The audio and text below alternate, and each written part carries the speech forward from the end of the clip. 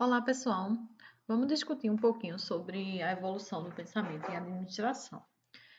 Para tanto, vamos usar o livro, o capítulo 2 do livro Administração, Teoria e Prática no Contexto Brasileiro.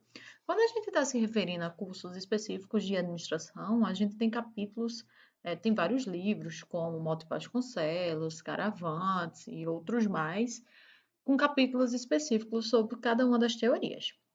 Mas quando nós estamos em outros cursos, como administração pública, contabilidade, tecnologia em logística, tecnologia em marketing, a gente precisa entender um pouco dessa evolução do pensamento em administração, mas a gente não tem como ir para cada um dos detalhes dessas teorias, porque teria que ser uma disciplina toda só para ver isso.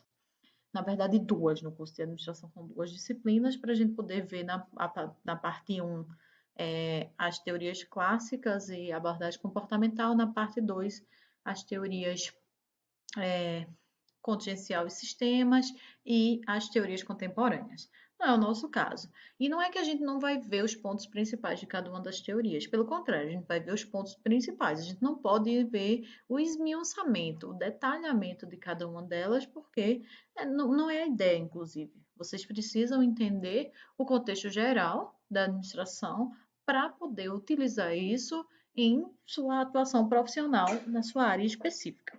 Né?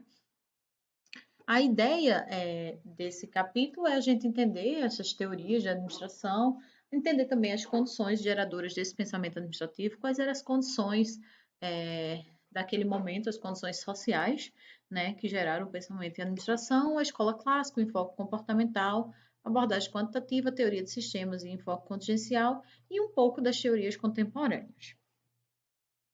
Os objetivos, né, o que se almeja que vocês saiam dessa discussão, entendendo a partir da leitura do capítulo, das discussões com colegas, comigo, é que vocês compreendam o que são as teorias e qual a importância delas para a prática da administração, que vocês consigam descrever as principais contribuições da escola clássica, da enfoque comportamental, da abordagem quantitativa e teoria de sistemas e enfoque contingencial.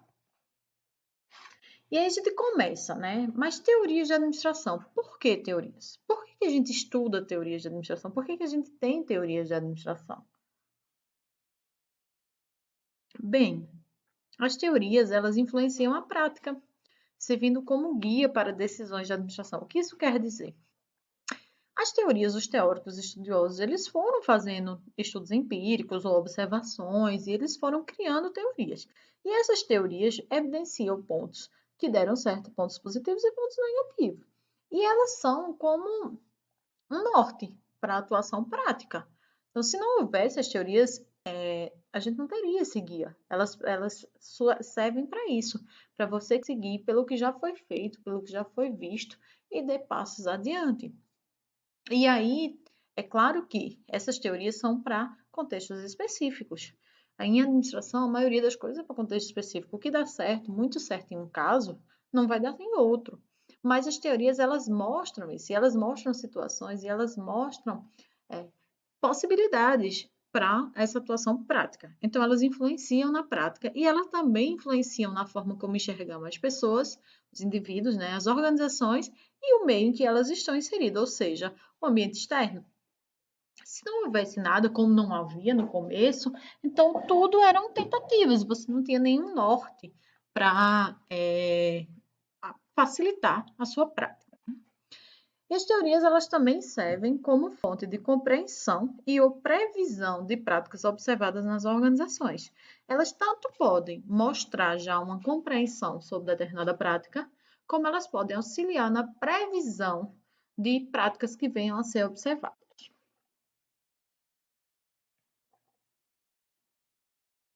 Aqui a gente tem uma perspectiva temporal das teorias de administração, né?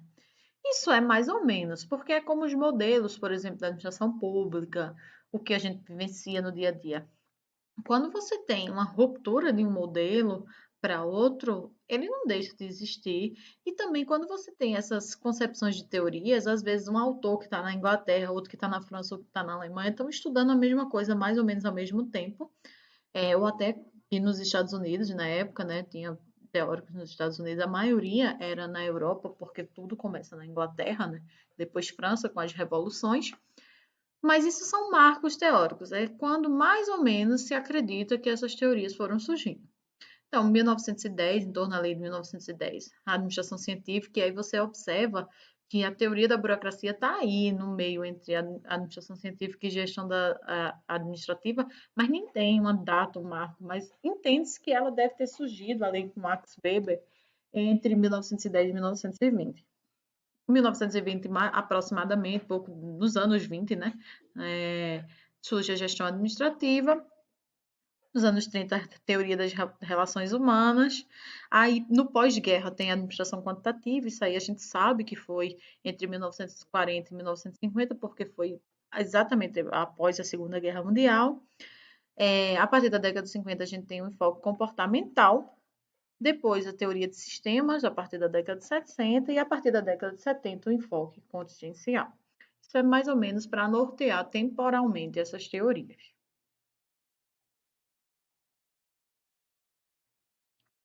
Contudo, por mais que a gente esteja falando de uma evolução do pensamento em administração e falando do século passado, a gente não pode imaginar que organização e administração surgiram exatamente nesse momento, né? Elas começam a surgir aí como ciência, mas elas são práticas seculares.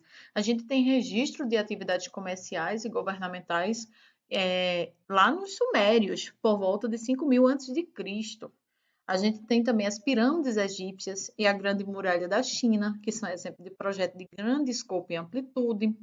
A gente tem a organização e a comunicação, que marcaram a governança do extenso Império Romano, né, que são antes de Cristo também. A gente tem, começa antes de Cristo, vai até depois de Cristo, mas é muito antigo. E a gente tem a invenção da contabilidade, como uma prática administrativa que ocorre no século XVI, durante o Renascimento, e são práticas relacionadas à organização e à administração, né? Então, a gente tem registro de várias coisas relacionadas à organização e à administração de muito antes, né? A gente tem também a questão dos dutos lá na Mesopotâmia, aquilo era uma forma de se organizar. Mas o que a gente vai estudar é quando começa a surgir a ciência da administração e até o termo administração, porque não existia esses termos de organização, de administração, nessa época mais antiga, né? A gente começa a ter esses termos a partir de 1900.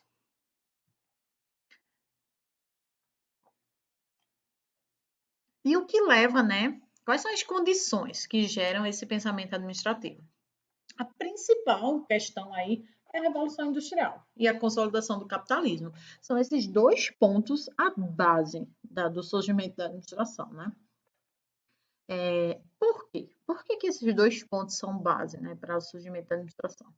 Primeiro, há uma limitação do poder do monarca absoluto e há um surgimento de ideias liberais. O que acontece?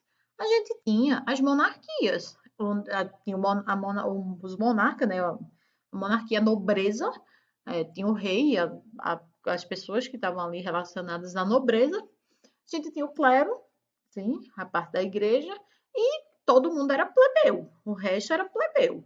E aí tinha esse poder e era imperialismo, né? Com a Revolução Industrial, começam a surgir ideias liberais, ou seja, ideias relacionadas a você poder lucrar e você poder usufruir disso, porque até então isso o clero condenava, né? Era chamado de usura e tudo mais. E isso vai permitindo o fortalecimento das atividades comerciais e o surgimento das cidades. Se antes a gente tinha o trabalho familiar, agora começa a surgir o artesão mestre, que ele faz algo de diferente e ele começa a empregar pessoas ali e as pessoas começam a migrar da zona rural para as cidades, que é onde tem, teoricamente, as formas de sobreviver, que seriam os empregos e tudo mais. E isso tudo é impulsionado pelo surgimento do poder das máquinas e da criação da indústria. Você tem aí o surgimento de quê? Da máquina a vapor. Até então, tudo era na força de animal ou na força do homem. E com o surgimento da máquina a vapor, isso tem uma revolução na forma como você executa as atividades. E isso permite a criação das indústrias, que no começo são manufaturas. E aí há uma especialização do trabalho e a formação dos núcleos de mestres, artesãos e aprendizes, constituindo as corporações de ofício. Né? Você tem aí o surgimento das corporações de ofício e depois o surgimento das indústrias. Há uma centralização de poder e recursos e influência nas mãos dos mestres artesãos e concentração nas indústrias manufatureiras, formando assim o que se chama burguesia. Né? Por mais que a burguesia não tivesse aquele poder formal de ser nobreza, ela tinha dinheiro. E aí tem toda uma mudança na concepção social. Porque se eu tenho recurso, por que eu não tenho acesso a determinados espaços sociais? Então começa a mudar essa questão. E há uma substituição do sistema de trabalho do artesão pelo assalariado, né? Então, se o artesão ele ganhava ali por sua produção e era familiar tudinho, ele passa a ser assalariado. E aí ele passa para ir para dentro da empresa e receber um salário em determinada época do mês, que, como a gente vai ver, inicialmente era um salário base e depois você tem uns sistemas de produtividade para que você ganhe por produção. E aí, isso tudo começa, né, o processo de modernização, o que é chamado de modernização das sociedades ocidentais, que é baseado basicamente na industrialização, começando lá na Inglaterra com a Revolução Industrial, sendo seguida pela França, né, com a Revolução Francesa, e se expandindo pelo mundo. E aí, vamos começar a falar da nossa primeira escola, né? Na verdade, é uma contextualização aí do que é a escola clássica da administração. O capitalismo ele começa a entrar numa fase monopolista.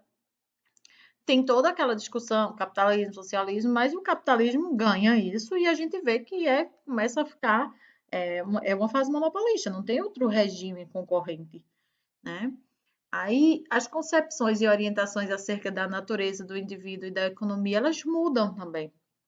Você tem toda uma mudança, as pessoas passam a ir para as cidades, o indivíduo passa a ser o assalariado, outros indivíduos que são os donos das indústrias, das corporações passam a ser burguesia, a economia muda, se antes era tudo voltado para a nobreza e o clero, agora não, agora você tem todo um novo ator social, que é a burguesia, e uma leva de pessoas que são os assalariados.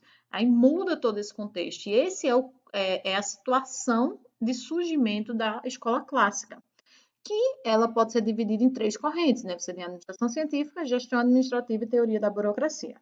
Essas são as 3 primeiras teorias. E aí, vamos discutir um pouquinho, né, sobre a administração científica. Primeiro, quais são os fatores chaves? Você tem uma fase monopolista do capitalismo e aí você tem grandes desperdícios de eficiência e produtividade. Porque imagina, você tem toda uma força de trabalho desqualificada. Você tem pessoas que trabalhavam no campo ou que eram artesãos, tudinho, que são levadas aí para dentro de uma fábrica a lidar com a máquina a vapor. Por mais que a máquina não fizesse tantas funções, mas ela fazia algumas funções, e as pessoas têm que lidar com situações que elas não estavam acostumadas. Se elas não estavam acostumadas, elas não estavam treinadas. E isso leva a desperdício tanto de eficiência, né? Você tem alto consumo de tempo, você tem custo e você tem uma baixa produtividade. Nesse contexto, Taylor começa a estudar essa situação. E ele se associa muito para estudar lá junto com Ford, né? Aplicar dentro da fábrica. Quais são os pressupostos? O que é que Taylor entendia? Ele entendia que o homem aí entendido como indivíduo, era homo econômicos, ou seja, os seres humanos, as pessoas, são essencialmente egoístas e racionais e são orientados por motivações materiais. O que é que isso quer dizer? Ele quer dizer que o indivíduo ele só pensa em si, e quando ele pensa em si, ele só pensa em como ele vai poder ganhar mais em termos econômicos e que ele faz o mínimo necessário para ganhar o máximo que ele puder, tá? Então, ele partia do pressuposto que o homem era as pessoas, homem, mulheres, o indivíduo é preguiçoso, mas que ele vai fazer o que for possível para ganhar mais em termos econômicos. E a organização, ela era considerada como um sistema fechado, ou seja, ele só via a parte interna. Ele foi focar nos processos internos. Como que eu posso melhorar a eficiência e a produtividade nos meus processos internos, tá? Esquecendo o ambiente externo. Até então, não se analisava o ambiente externo na organização, é só a parte interna. E o outro pressuposto é que existe uma ciência da administração, capaz de ser universalizada. Ele queria, na verdade, estudar a formação da ciência da administração porque ele queria ver todos os processos dentro das organizações e ver qual a melhor forma de fazê-los. Então, tinha um estudo empírico. Empírico é o quê? Eu vou lá e testo, eu vou olhar como que é melhor fazer o corte desse tecido. E aí eu vejo as maneiras e eu vou estudar qual a melhor maneira, tá? O foco de análise é nos processos operacionais. Processos operacionais, depende do tipo de organização, mas se trabalha com tecido, o corte do tecido, se trabalha com, tipo, com carro, a pintura, o encaixe, o parafuso. Então, é os processos operacionais. Os conceitos chaves, o conceito base dessa escola. Primeiro, existe uma única maneira certa de desempenhar cada tarefa. Então, ele esmiuçava, é conhecido dessa época, o estudo de tempos e movimentos. Então, para as pessoas trabalharem dentro da organização, elas precisam se movimentar, porque elas precisavam pegar peças, pegar materiais. E aí ele vai estudar quanto de tempo as pessoas levam nesses movimentos. E ele vai estudar como cada uma daquelas atividades pode ser desempenhada da melhor maneira. E o que se chega à conclusão é que existe uma única melhor maneira para executar cada uma dessas atividades. Há uma dissociação da concepção do trabalho de sua execução. Por quê? Quem executa é o operariado, mas o operariado não está lá discutindo aí qual é essa única melhor maneira. Quem discute quem é essa única melhor maneira são os gestores de topo, né? À época, engenheiros. A remuneração ela é baseada em incentivos materiais, né? Porque lembra que o homem é econômico, então ele vai ver qual é a melhor maneira, vai botar o operário para executar daquela forma e quem produzir mais ganha mais. Né? A remuneração é totalmente baseada em produtividade, passa a ser baseada em produtividade. As contribuições, né? Você tem uma melhoria acentuada da produtividade e da eficiência, claro, porque você tem um treinamento mínimo, as pessoas até então não tinham treinamento nenhum, elas não sabiam como lidar com aquelas atividades. Então, é natural que você tenha uma melhoria e que essa melhoria até seja acentuada de produtividade e você perca, você ganha eficiência, né? Você diminui custos aí. E há uma introdução de uma forma diferenciada de remuneração. Isso também é interessante, porque até então era estabelecido um padrão de remuneração, você já começa a discutir aí formas de trabalhar com remuneração.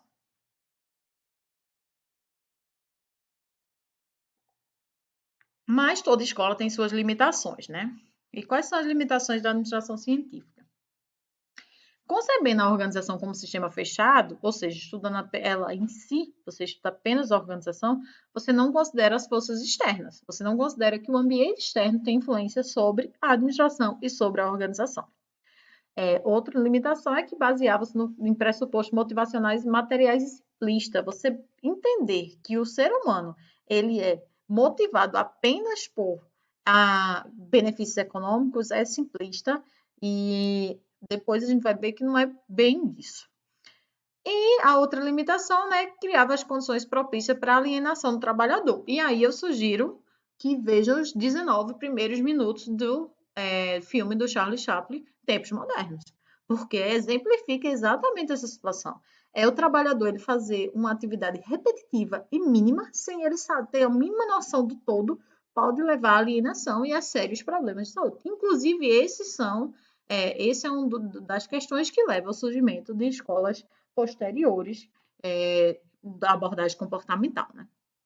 Então, no momento em que você deixa o trabalhador recluso a um espaço para ele executar uma tarefa muito pequena, na época eram 16, 17 horas por dia, não tinha as leis trabalhistas que a gente tem hoje. Então, era normal que gerasse um estresse tão grande e uma alienação e gerasse sérios problemas dentro das fábricas. Inclusive, tem muitos estudos que dizem que as pessoas chegavam a se matar de tanto estresse, de tanta agonia dentro das fábricas. Eu vou deixar uma lista, quando eu postar, de sugestões de vídeos a serem vistos sobre cada temática.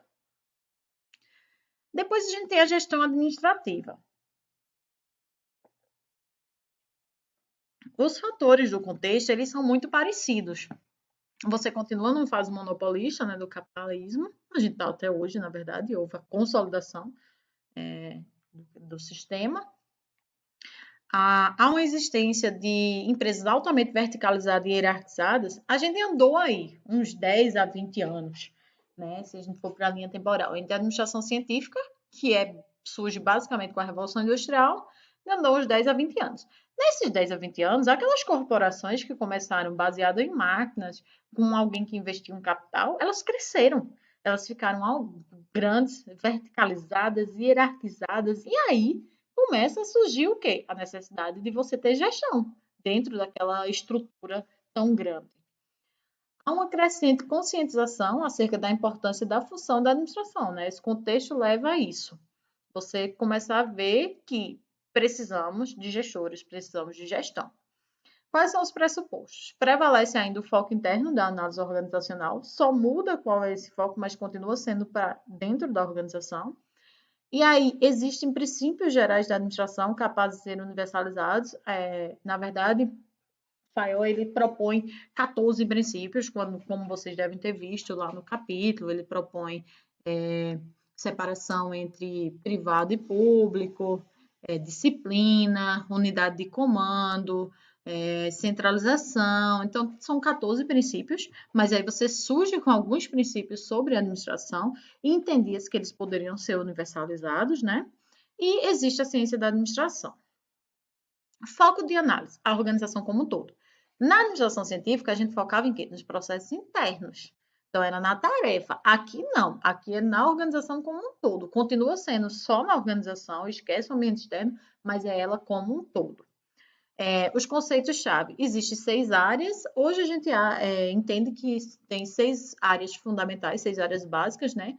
Que é gestão de pessoas, marketing, finanças e produção. Só que existe, dependendo da organização, vão ter outras áreas. Sistema de informação, logística, gestão da qualidade, engenharia. Então, depende da organização. Mas é nessa escola que surge aí a separação entre áreas funcionais e que surge as 5 funções da administração. Essas 5 funções é o que nós conhecemos hoje como processo administrativo: planejar, organizar, dirigir e controlar. Porque na época foi tido como 5, mas 2 foram fundidas e a gente tem o que se chama dirigir, tá? E se usa até hoje, né? Planejar, organizar, dirigir e controlar é algo básico dentro de administração. E os 14 princípios, né? Contribuições. A administração pode ser vista como uma profissão capaz de ser treinada e desenvolvida. Então, começa a se entender que a administração ela pode ser treinada e desenvolvida. Na verdade, o que a gente vê hoje é que as pessoas tendem, se elas vão subindo para níveis hierárquicos dentro das organizações, elas tendem à necessidade de administração, mesmo que elas não venham da área de administração, e marca a forma de compreender a administração como processo composto por funções chaves. Isso é muito importante. Essa escola, ela traz muito das bases conceituais de até hoje para a administração. Entender a administração como processo é fundamental, porque se a gente for ver hoje o conceito de administração, é um processo de gerenciar pessoas e alocar recursos. É um processo porque é contínuo. Você não administra hoje e acabou, não. Você administra cotidianamente. Você cotidianamente vai ter que estar tomando decisões, você vai ter que estar lidando com pessoas, gerenciando essas pessoas, e você vai ter que estar lidando com a alocação de recursos, né? Limitações.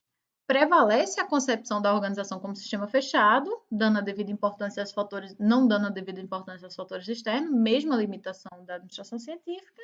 E a mesma coisa também, os pressupostos motivacionais ainda são de natureza material e simplista. Não houve evolução sobre essa questão motivacional, né? Se centrou na organização como um todo, na gestão administrativa ali, mas não se andou sobre esses fatores que motivam as pessoas dentro das organizações. Teoria da burocracia. Quais são aí os fatores chaves do contexto, né?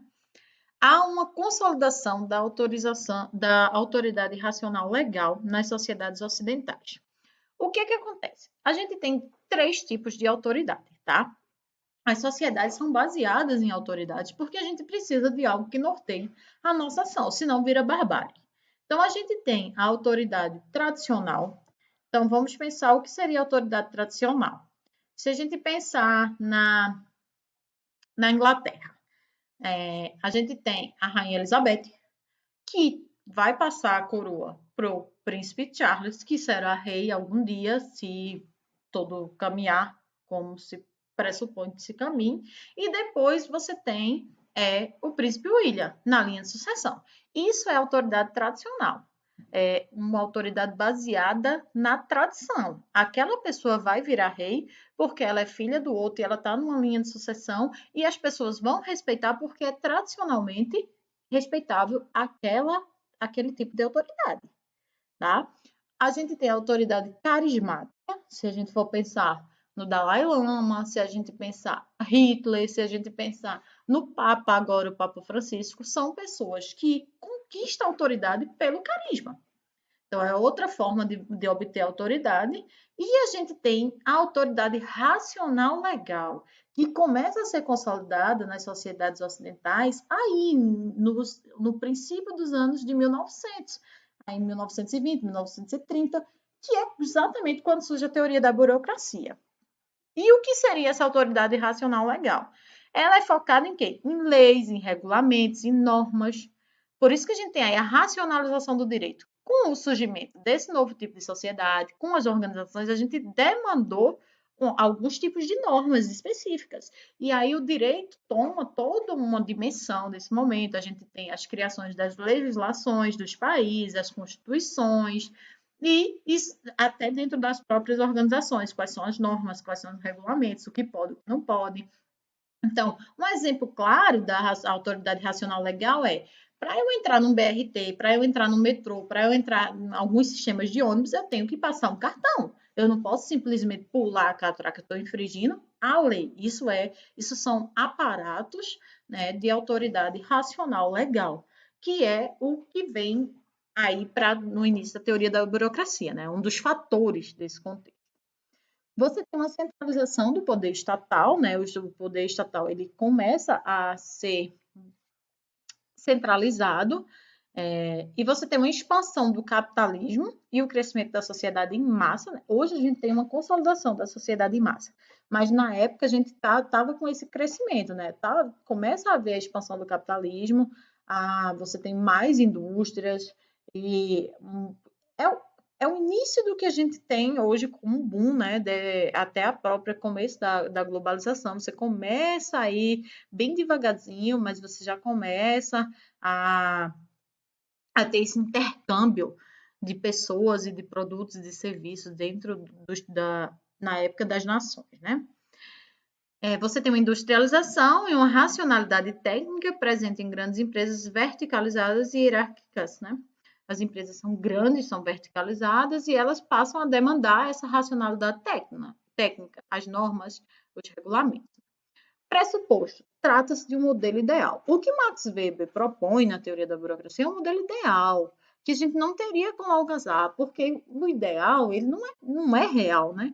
Então, ele propõe um modelo ideal e a gente tem que entender a teoria da burocracia como um modelo ideal.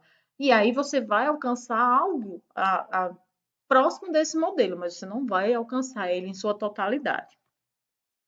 Foco de análise da organização como um todo. E aí tem os conceitos-chave, que são 7 princípios da burocracia, que são parecidos com os princípios lá de Fayol, mas é disciplina, respeito à hierarquia, separação entre público e privado. Então, você tem aí alguns princípios que devem ser seguidos, né, sinalizados pela burocracia. Quais são as contribuições? Primeiro, você tem um predomínio da lógica científica. Né? A teoria da burocracia é isso, é a autoridade racional legal. Qual é a lógica aqui? O que é que funciona? O que é que cientificamente, o que foi testado? O que é melhor aqui? Há uma consolidação das metodologias de análise racionais, né? Um caráter democrático. Um dos pontos principais da teoria da burocracia é isso, é reduzir os favoritismos e clientelismos.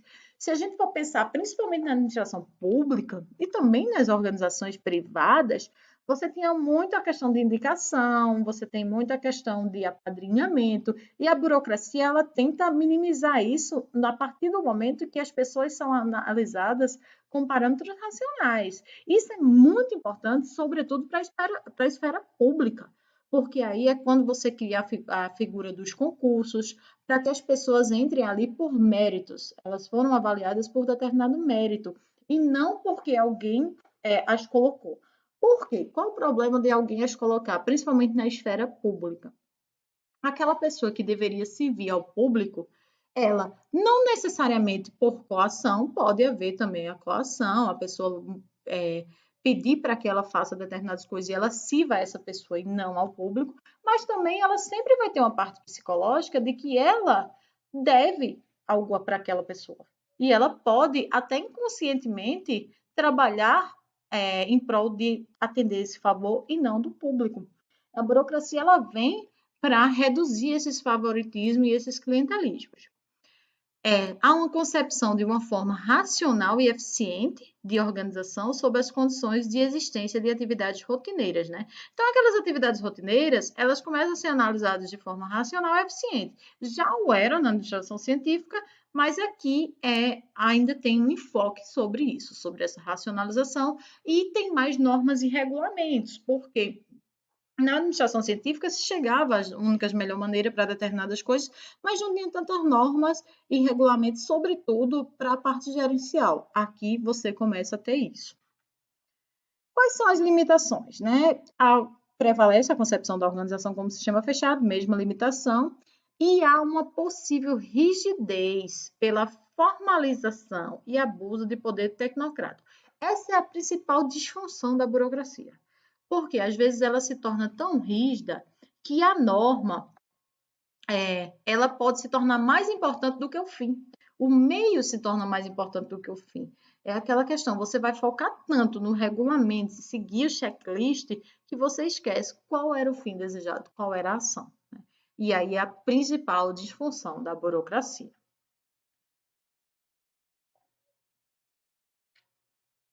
A abordagem clássica começa a falhar. E aí você tem o surgimento do enfoque comportamental.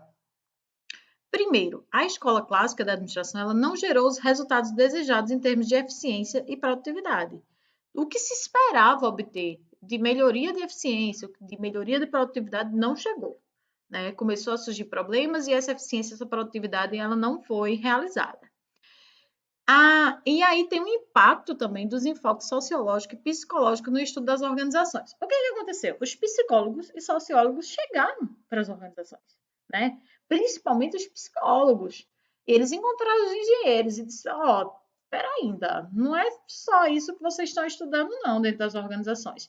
E tudo coaduna com a crise econômica da década de 1930. Porque o que é que tem? Você tem a quebra da Bolsa de Nova York, a quebra da Bolsa, né, em 1929, e isso impacta o mundo de uma forma que na sociedade moderna a gente ainda não tinha visto.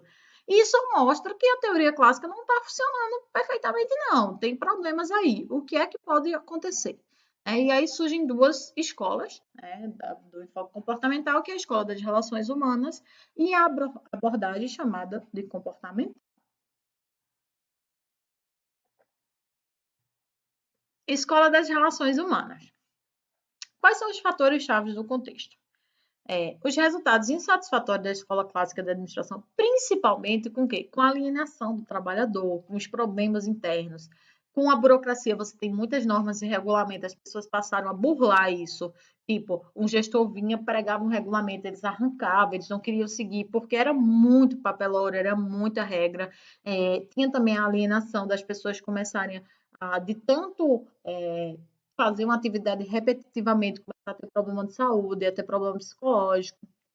E isso tudo, né, vem aí também os fatores chaves, o impacto dessas ciências sociais, que estuda justamente essas questões psicológicas, essas questões sociais, sobretudo a psicologia. E o outro fator chave é o questionamento decorrente da crise de 1930. Espera ainda, se a gente está fazendo tudo de acordo com o que estava sendo proposto pela escola clássica, por que teve essa crise que impacta o mundo? O que é que está acontecendo? Aí os pressupostos. O homem social, né? Se antes o pressuposto era do homem econômico, já que há uma ruptura. E o homem não é mais entendido como homem econômico, é um homem social, ou seja, um homem, e homem, como eu já disse, é ser humano, um homem entendido como alguém, como um ser social, ou seja, um ser que necessita de grupos, ele precisa essa socialização desses grupos sociais. Porque até então era como se não precisasse, se dentro do trabalho o trabalhador só devia focar na sua tarefa e ele ia ganhar mais. O foco é interno à organização, continua sendo interno, mas a organização começa a ser entendida como um sistema social, ou seja, as pessoas se associam, elas têm grupos e elas têm grupos informais. Não necessariamente as pessoas vão se identificar com a sua área funcional. Não é porque eu estou em finanças que eu vou me identificar com as pessoas de finanças. Eu posso me identificar com as pessoas de uma gestão de pessoas, outra de marketing, e o espaço de cafezinho vai mostrar esse grupo informal. E a escola das relações humanas, ela começa a ver isso. O foco de análise é o indivíduo e os grupos informais nas organizações. Elton Maio, que é o principal teórico dessa escola, ele descobre isso sem querer. Ele vai para uma fábrica de componentes eletrônicos e ele vai estudar o comportamento. Eram mulheres e ele separa dois grupos, né, para fazer um experimento e estudar a influência da iluminação. Porque ele foi para dentro daquela fábrica, assim como o Taylor testava como fatores da tarefa ali, para descobrir qual a melhor maneira de executar cada ação, cada tarefa. Tomar, ele foi tentar descobrir que fatores ali dentro das organizações influenciavam na produtividade das pessoas. E ele coloca dois grupos em salas e ele muda. Em um grupo ele deixa a mesma intensidade da luz e no outro ele muda. Só que os resultados deram algo que ninguém esperava. Os dois grupos melhoraram a produtividade. E aí ele começou a ver que tinha outros fatores que estavam associados a isso, não necessariamente a luz. Esse é o experimento de Hawthorne, né? Porque a fábrica ficava no bairro de Hawthorne. E esse experimento mostra que ele foi entender depois que, primeiro, elas podiam conversar entre si, que antes na fábrica, no geral, elas não podiam. E segundo, elas se sentiram valorizadas a partir do momento que a gerência as chamou para fazer determinada atividade. E aí é quando ele entende que esses grupos informais são importantes e que existe uma necessidade social dentro das organizações. E foi meio não, foi sem querer, porque a ideia era testar as mesmas coisas que vinham sendo testadas na administração científica. Fatores chaves da Escola das Relações Humanas, né? Produtividade e eficiência são influenciadas pelos grupos informais de trabalho. Se as pessoas têm necessidade de se associar em grupos informais e isso influencia produtividade e eficiência, tá? E a autoridade do gerente deve se basear em competências sociais. Vai entender aí que existem essas competências sociais. Mais um adendo para a ciência da administração, né? Contribuições. Inclusão do fator humano na análise organizacional, que até então era descartado. Alerta sobre o impacto da motivação humana no desempenho, porque aí você começa a ver que pessoas motivadas podem ter um desempenho mais satisfatório, né? Limitações. Prevalece a concepção da organização como sistema fechado.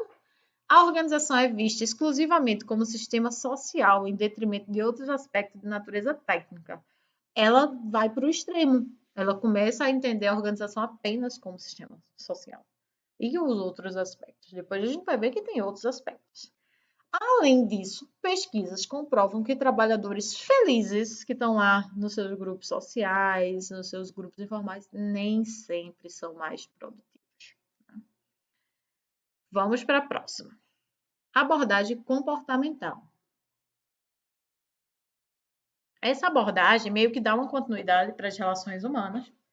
E aí um dos fatores do contexto, né, fator-chave, é que os teóricos, e aí tem alguns, tem Herzberg, tem Maslow, e tem vários outros, a abordagem comportamental tem bastante teorias, bastante teóricos, eles começam a ver que existe uma visão reducionista do ser humano nas escolas das relações humanas, porque a escola das relações humanas vê apenas os grupos informais. E aí eles começam a ver que isso é reducionista, que tem mais coisa nesse contexto.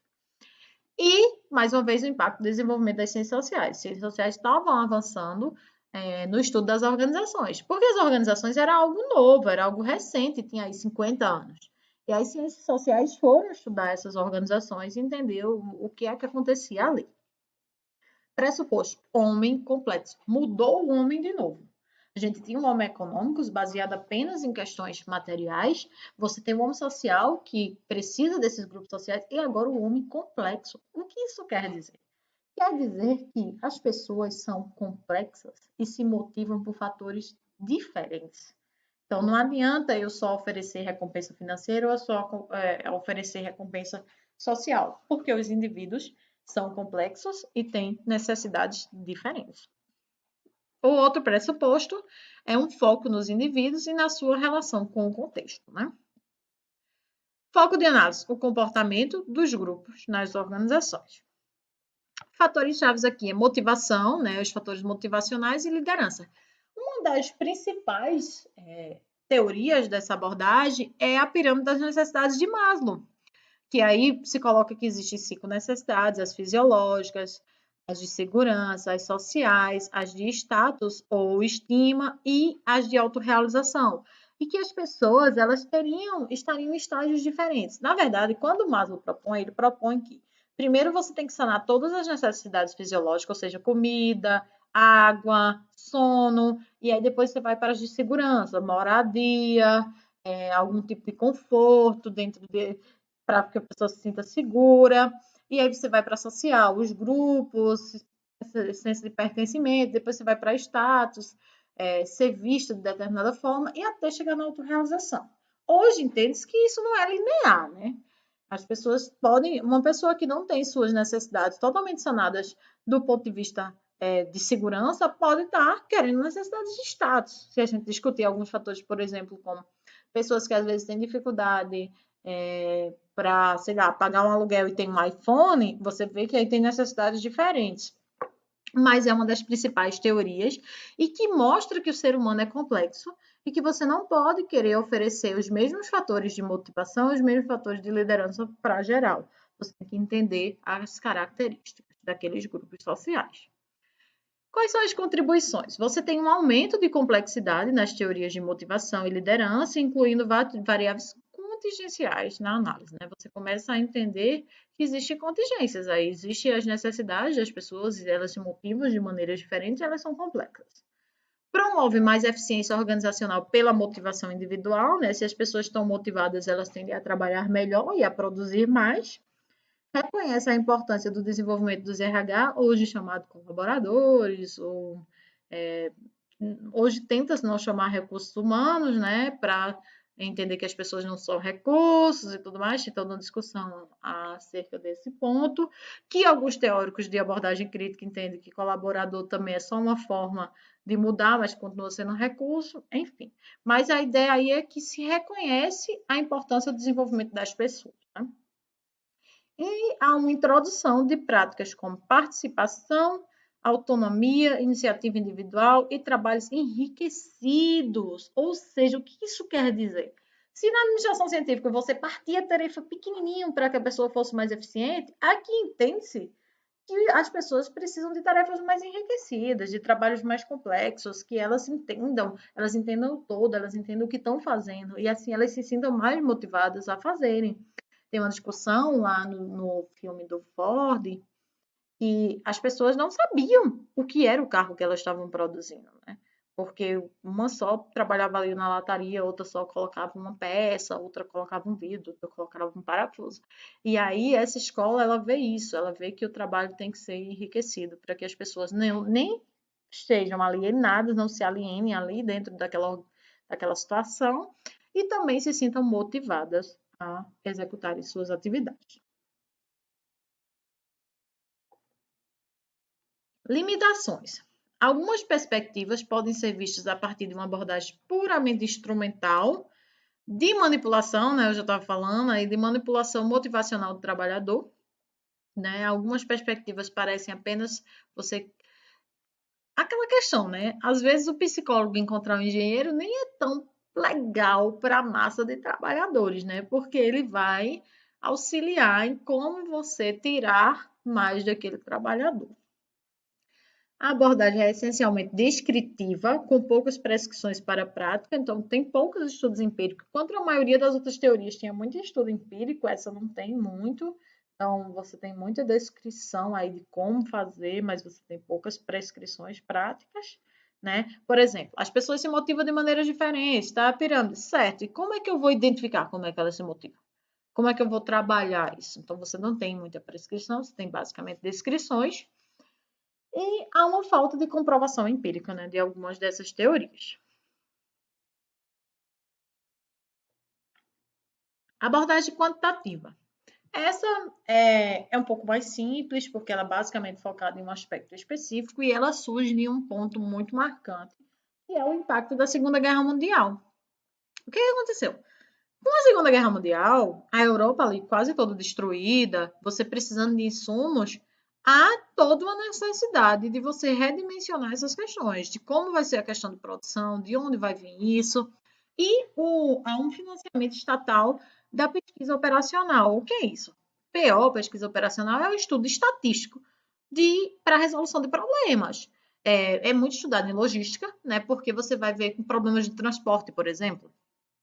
Então, tem todo o investimento em você estudar, em você trazer a estatística, que até então não era trazida para as organizações.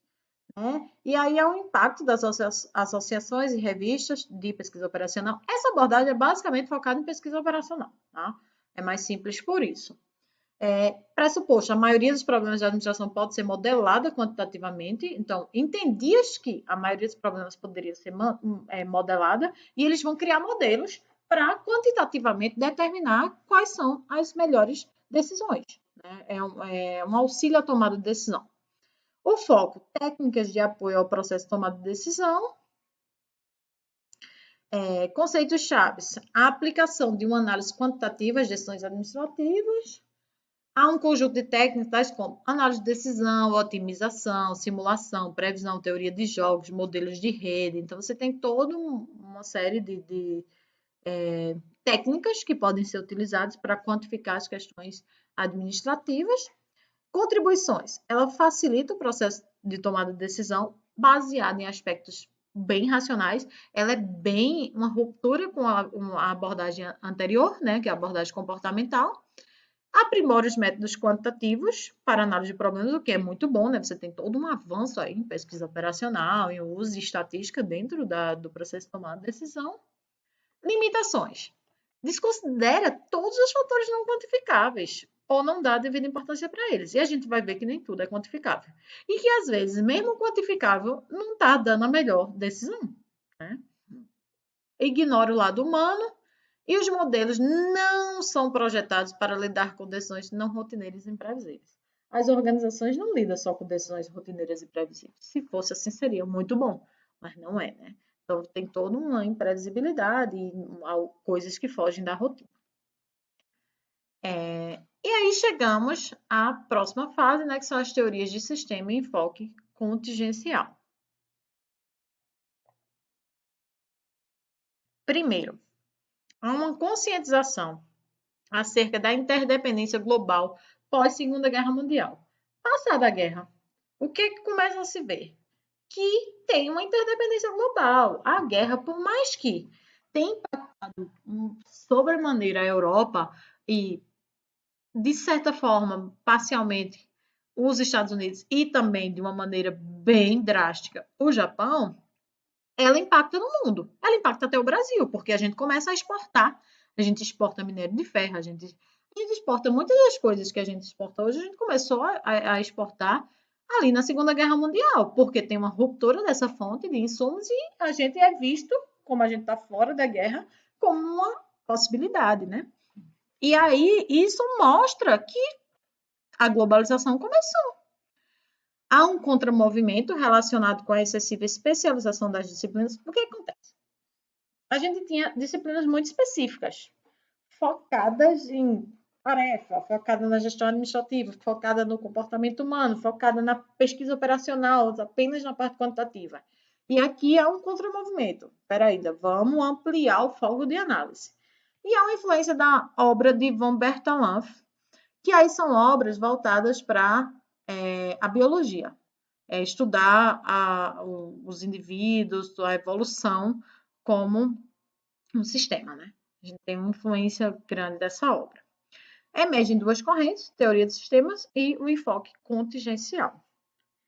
A teoria de sistemas, ela vem disso, né, do impacto da Segunda Guerra Mundial, com o processo de você começar a ver que tem o processo de globalização e a influência dessa obra. Pressuposto, as organizações devem ser vistas como sistemas abertos. Até então, as organizações eram vistas como sistemas fechados. E aqui começa a se ver como sistema aberto, é a ruptura, é o ponto de ruptura na teoria de sistemas. O que é isso? A gente tem os insumos, tem algum processamento e vai ter uma saída. Você recebe insumos aqui, processa e gera produtos e serviços. E isso tem um processo de retroalimentação. Nisso, você é influenciado aqui pelo ambiente externo e você é influenciado e influencia o ambiente externo aqui também, na saída, tá?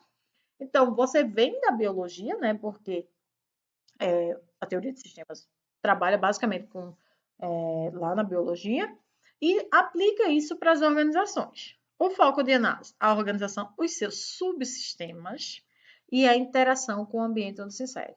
Esse é uma questão fundamental da teoria de sistemas, é ela entender a organização como um sistema aberto e que existe interação com esse ambiente externo.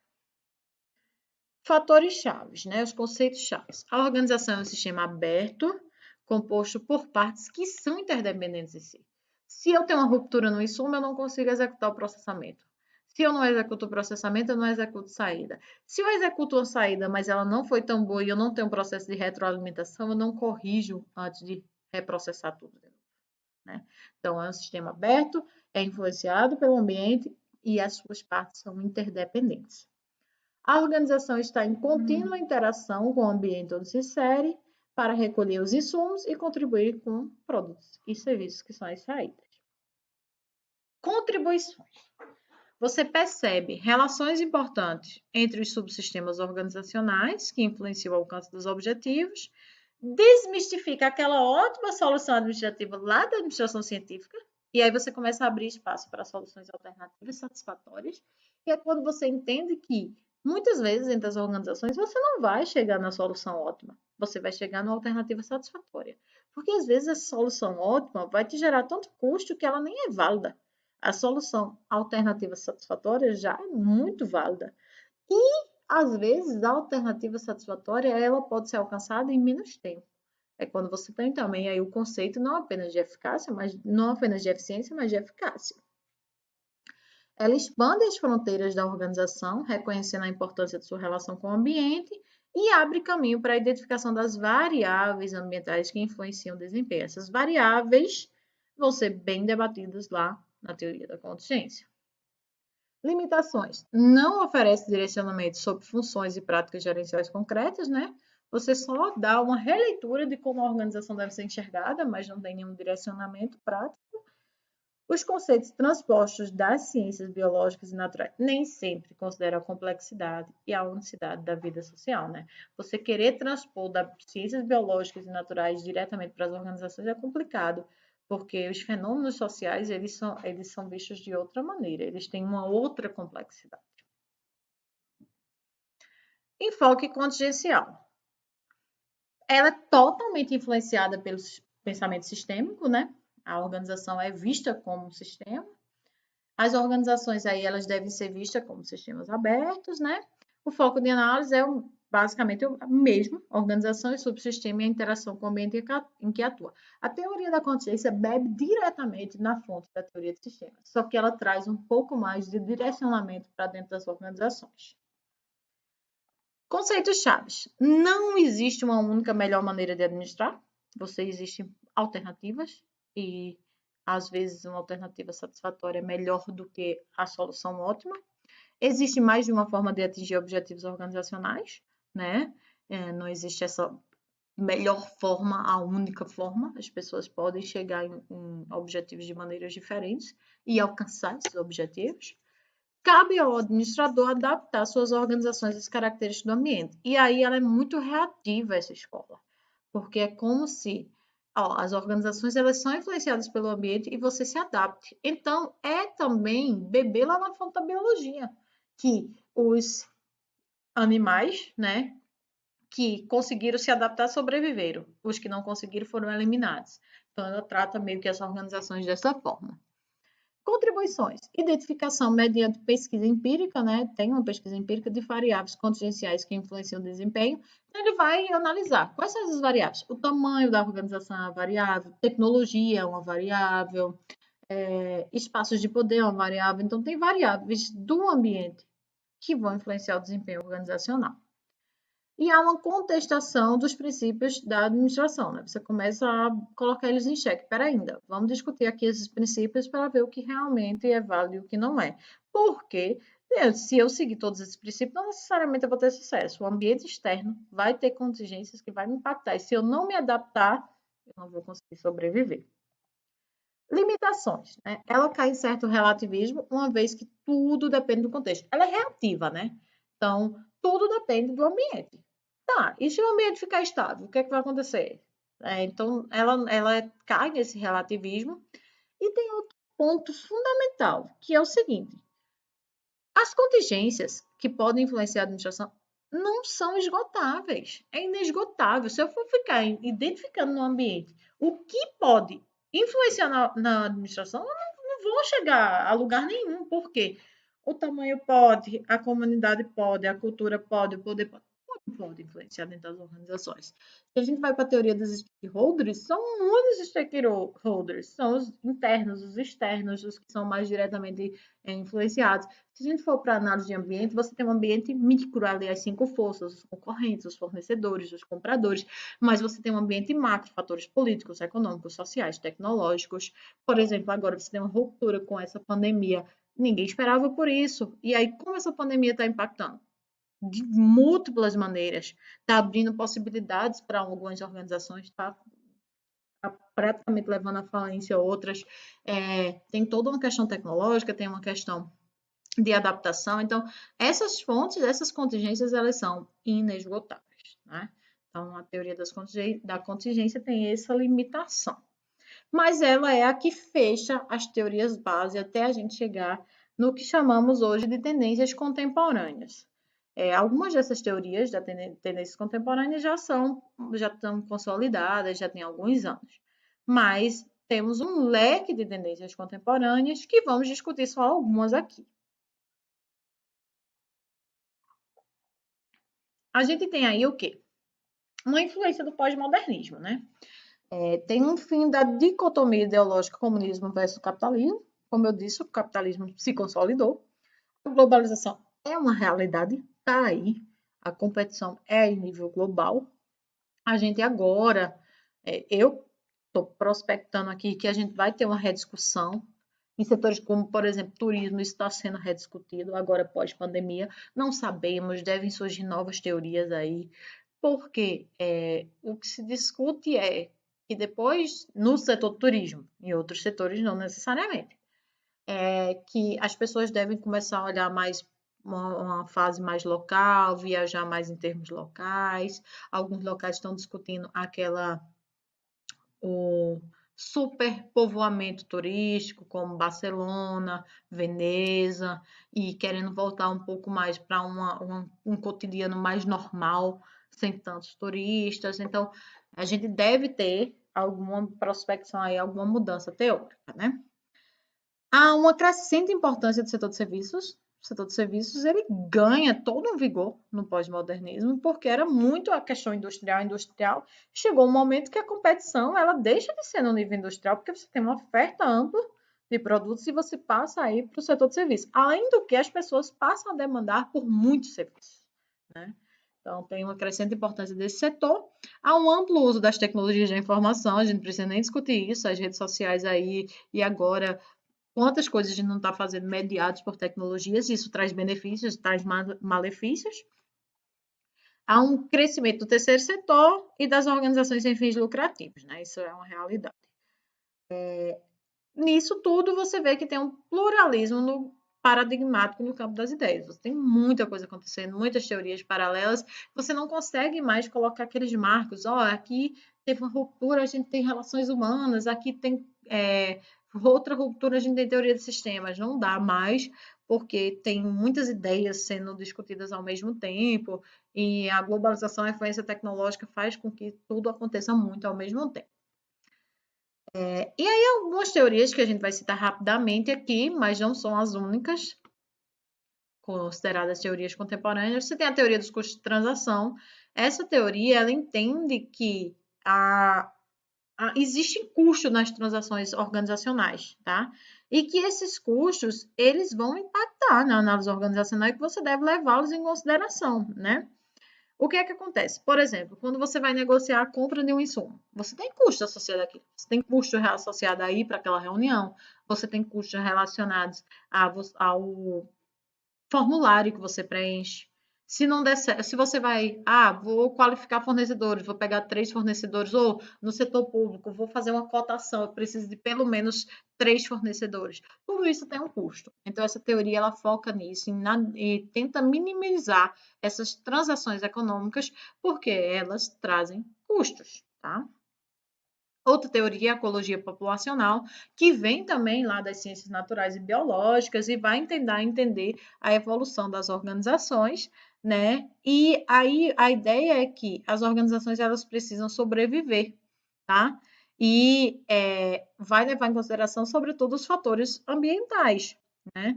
É como se não se adaptou, vai ser eliminada. Então, e a crítica ela é justamente isso, por ser tão determinista.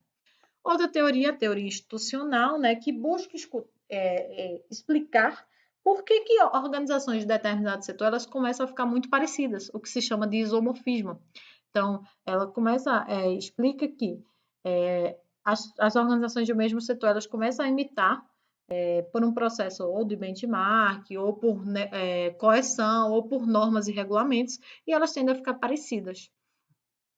E vai discutir isso, essa questão do isomorfismo e da transformação organizacional e institucional, tá? E aí tem várias outras teorias. Você tem teoria da aprendizagem, você tem a de gestão do conhecimento, você tem a estratégia como prática. Então, tem muitas teorias contemporâneas.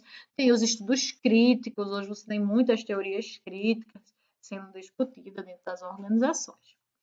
Bem, é isso.